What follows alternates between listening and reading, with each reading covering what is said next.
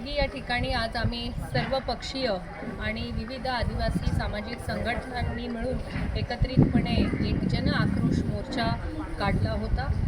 महाराष्ट्रामध्ये वेगवेगळ्या जातीचे लोक आज आदिवासींमध्ये आरक्षणाची मागणी करत आहेत। इतकी वर्ष वेगवेगळ्या आरक्षणामध्ये असताना देखील आज अचानक आदिवासींमध्ये आरक्षण त्यांना मिळावं म्हणून काही वेगवेगळे आदिवासींमध्ये घुसण्यासाठी काही समाज आज मागणी करत आहेत आणि त्याला विरोध म्हणून, निषेध म्हणून आज आम्ही वेगवेगळे आदिवासी संघटना आणि सर्व विविध पक्षाचे कार्यकर्ते, पदाधिकारी असा आज आम्ही मोर्चा काढला होता।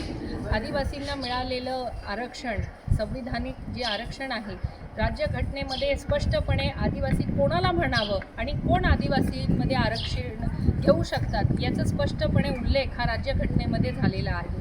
असं असताना देखील काही समाज हे जबरदस्ती आम्ही आदिवासी आहोत, आम्हाला आदिवासींचं आरक्षण मिळालं पाहिजे अशी जी मागणी करत आहे त्याला आज विरोध म्हणून आम्ही जन आक्रोश मोर्चा आज काढलेला होता।